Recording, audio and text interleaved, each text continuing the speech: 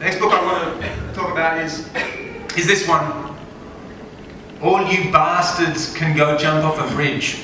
A book which is nowhere near as angry as the title suggests, but rather a book that is delighted and puzzled in equal measure by comics and by life.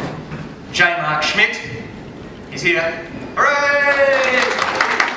Oh, yeah, nice. You're full height, sir. I'm going to hand this over to you in slow motion. You seem to be using the page as a space for both improvisation and experimentation with the comics form. How does he do this? I don't know. But J. Mark, I want to ask you a question, and it's this. A lot of this work has been produced while you're living in Japan, is that right?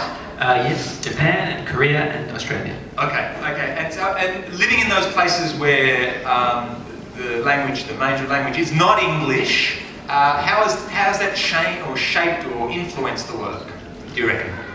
The first thing is that, you get a different view of looking at people when you are not able to talk to them directly and find out what they're thinking and what they want. The second thing is that one of the things I do in all my books is I add some foreign language without a translation for the purpose of giving you, the reader, a bit of a way of how it feels when you're walking around a foreign country and you just can't open your mouth and say what you want to say. It's kind of like the terrible twos, I think, when you have thoughts but you just don't know how to express them. So it's a bit of frustration? Yes, I could say frustration. And we were just talking before, and one of my thoughts about comics is often that comics are a perfected Esperanto.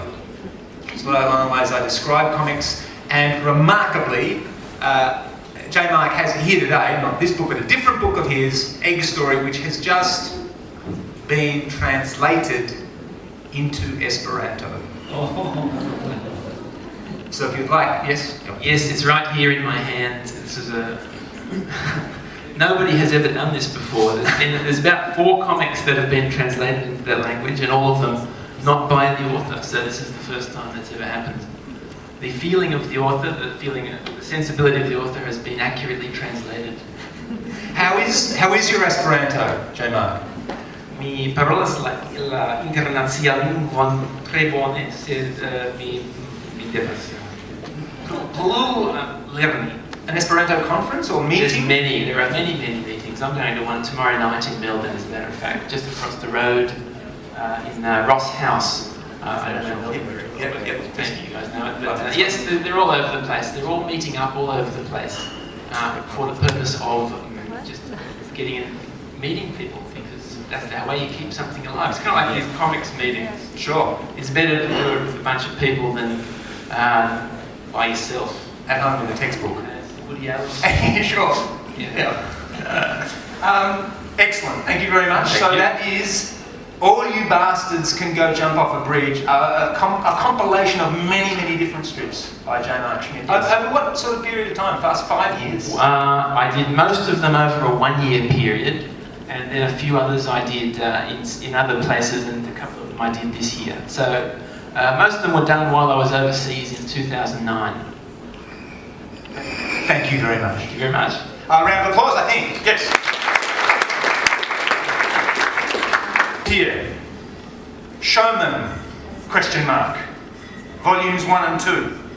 The Adventures of Brett Braddock, a truly terrifying, bull at a gate, no-holds-barred boss who's pretty sure that every problem can be overcome by covering it in money.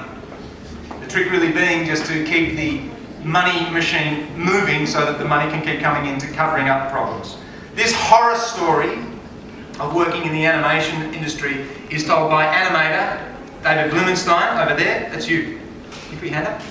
Dave? Thank you. Who assures me and everyone else who reads these books that this is not autobiographical. Can you just pass these 2 books of Showman across to David Blumenstein? Showman, books 1 and 2. Yeah, you're going to have to identify with him in some way. So, David, how is it possible? How is it possible that you are so realistically able to imagine the suffering meted out to the staff in these books? Well, I just wanted to say before you go on that I'm actually Scott McConnell, and I had expected that we were going to be launching my book, 100 Voices, the oral history of Ayn Rand, today. And quite frankly, I'm a little concerned with how this is progressing. And perhaps confused. A little. I mean, I could certainly talk to you about this book if you Just would have like. a quick read. From the sounds of it, it's about a very important man. And a very special man. Yes, he's those things. Well, Also, I would suggest, sorry, was it Scott. Scott? Yeah. Scott. I would suggest a hated man as well. Well, I can't imagine why. Uh-huh. He sounds like a rampant capitalist to me. Yeah. Yes. Problem there, no problem. Well, he wants to be a kids' television mogul, Uh-huh. and he's an arrogant idiot. Uh-huh. Well, who's judging him on that? Yeah.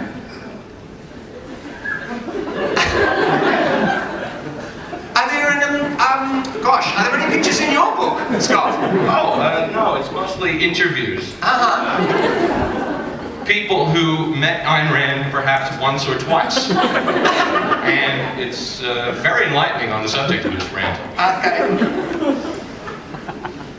I'm going to continue to drink your free water Sure. because I'm here. Uh-huh. If you want to ask me anything else, it's certainly. Well, I suppose really I was actually kind of interested also to ask David, if you were here, the degree to which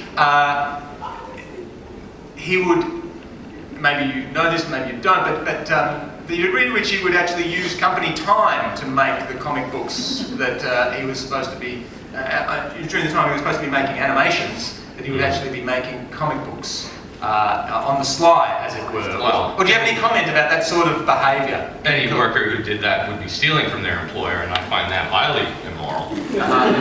I can't say that that is something that does not happen. No. But I think anyone who does engage in that sort of behavior should certainly be, punished in some way. What do you think Ms. Rand would say about it? Well, I think she would say exactly what I just said, because I generally say exactly what she would say. You're another one of those independent Ayn Rand followers. I'm completely independent in that I believe everything she says. But no one told me to do so. No. That's excellent. Thank you. Thanks for popping in. And, it's really nice to have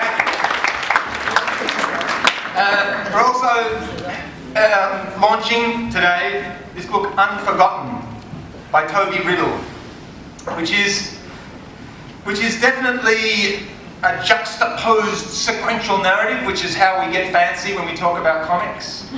It's a story and it's a meditation that takes us into a vision of the world, which makes the act of making visual, so this thing that comics do and visual storytelling does, this making visual I see as its central, as a core really of the book. So there are aspects to the world of this story which are vital but unseen in that world, though we can see them as the readers. And those elements become visible through the telling, and they become physical.